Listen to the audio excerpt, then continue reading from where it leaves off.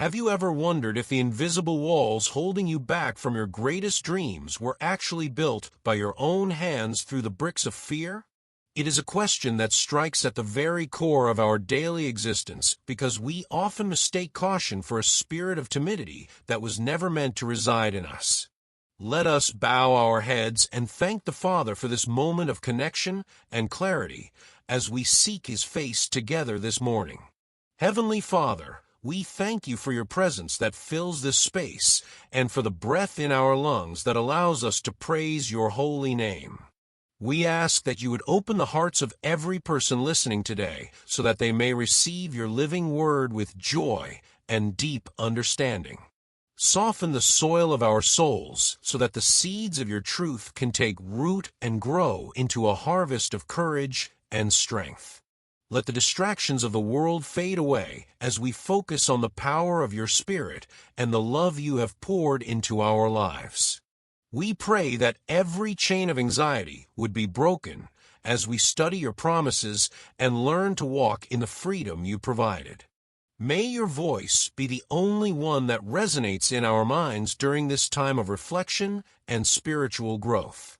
We trust that You are doing a new thing in us today, and we give You all the praise for the transformation that is about to take place. Amen.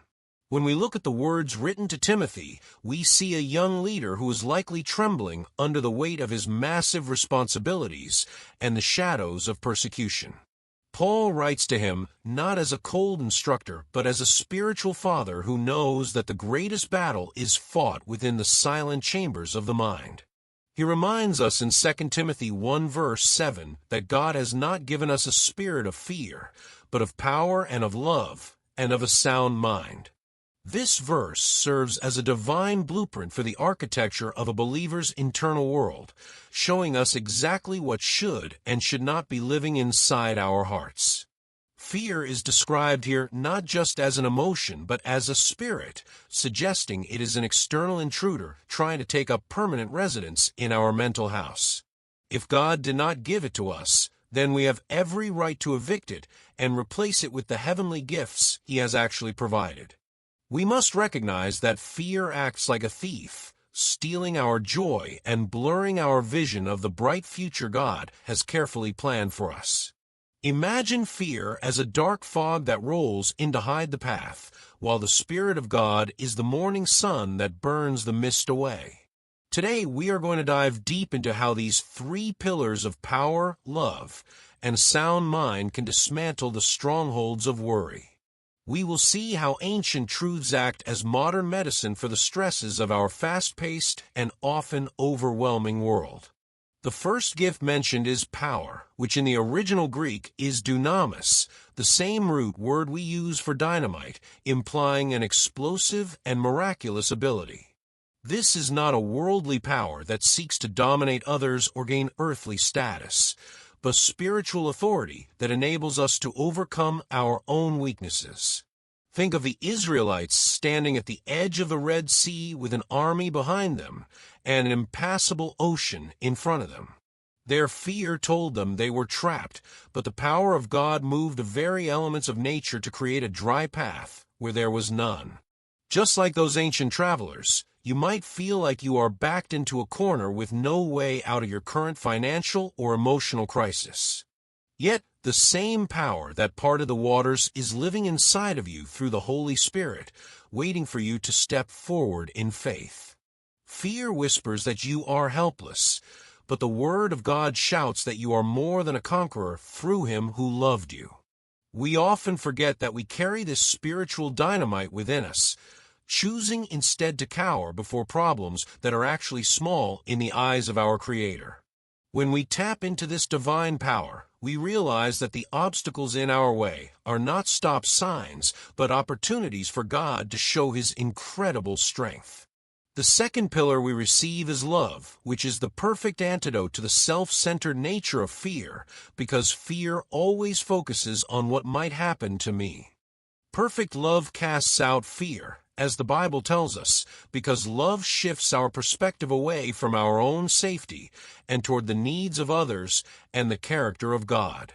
Consider the story of David and Goliath, where an entire army was paralyzed by the taunts of a giant because they were focused on their own survival. David, however, was fueled by a love for God's reputation and a desire to protect his people, which made the giant look small by comparison. When we are filled with God's love, we become like a lighthouse that stands firm against the crashing waves, focused only on guiding others to safety. Love gives us a reason to be brave, pushing us to speak up for the voiceless and to step into uncomfortable places for the sake of the gospel. Fear creates a cage, but love creates a bridge, allowing us to reach out and touch a hurting world without worrying about the cost to ourselves. If you are struggling with anxiety today, try focusing on how you can love someone else and watch how the shadows of your own worries begin to shrink. God's love is a protective shield that surrounds our hearts, making us resilient against the arrows of rejection and the barbs of loneliness. The third and final gift is a sound mind, which refers to a disciplined, self-controlled, and calm way of thinking that refuses to be swept away by panic. In a world that thrives on breaking news and constant alarms, having a sound mind is like having a quiet garden in the middle of a noisy, crowded city. It is the ability to look at a chaotic situation and choose to believe the truth of Scripture over the loud lies of the enemy. Peter once walked on water as long as his mind was sound and fixed on Jesus, but the moment he let fear take over, he began to sink into the waves. Having a sound mind means you are the gatekeeper of your thoughts, deciding which ideas are allowed to stay and which ones must be escorted out. It involves taking every thought captive and making it obedient to Christ, rather than letting your imagination run wild with what-if scenarios that may never happen. A sound mind acts like a filter, catching the debris of doubt and leaving only the pure water of God's promises to nourish your soul. When the world is losing its head, the believer can remain peaceful because their mind is anchored in the unchanging nature of a sovereign God. This mental clarity is not something we can manufacture on our own. It is a supernatural gift that comes from spending time in the presence of the Prince of Peace. We must apply these truths to our real-world challenges, whether it is the fear of losing a job, the anxiety of a health diagnosis, or the dread of a broken relationship. If you are facing a mountain of debt, apply the power of God by trusting His provision and taking disciplined steps toward financial stewardship. If you are afraid of what people think of you, apply love by seeking to serve them rather than seeking their approval or fearing their judgment. If your thoughts are spiraling into depression or panic, apply the sound mind by meditating on Philippians 4 verse 8 and focusing on whatever is true, noble, and right. We are not called to be victims of our circumstances, but victors who use the tools God has provided to build a life of courage. Every time you feel that cold grip of fear on your heart, stop and declare out loud that you have been given power, love, and a sound mind. Do not let the enemy convince you that you are a coward, because the Lion of the tribe of Judah lives within you and gives you his boldness. Your life is a testimony to the world of what happens when a person stops listening to their feelings and starts listening to the King of Kings. Heavenly Father, we thank you for this teaching, and we ask that these words would stick to our souls like honey, providing sweetness and strength for the journey ahead. We ask for your help in applying these 5 personal steps to our lives. First, help us to identify the specific fears we have been nursing and lay them at your feet today. Second, remind us to memorize 2 Timothy 1 verse 7 so that we can speak it as a weapon whenever we feel overwhelmed by the spirit of timidity. Third, give us opportunities to act in love toward someone else today, even when we feel like withdrawing into our own shells of worry. Fourth, help us to guard our minds by being careful about what we watch and listen to, ensuring we feed our faith more than our fears. Fifth, grant us the courage to take one small step toward a goal we have avoided because of fear, trusting that your power will meet us in that movement.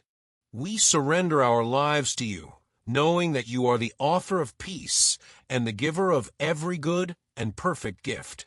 If there is anyone listening who does not know you, we pray they would open their hearts to your grace right now. Lord Jesus, I admit that I am a sinner and I have tried to carry my fears and my life on my own for far too long.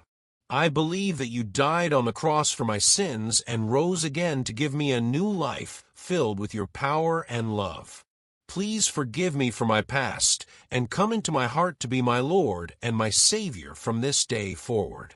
I turn away from my old ways and I choose to follow you, trusting in your guidance and your perfect plan for my future. I thank you for saving me and for giving me a spirit of power, love, and a sound mind instead of the fear I used to carry. Help me to find a local church that teaches the Bible and honors you as Lord so that I can grow in my new faith. I am yours now, and I thank you for the peace that passes all understanding that is now flooding my soul. Amen.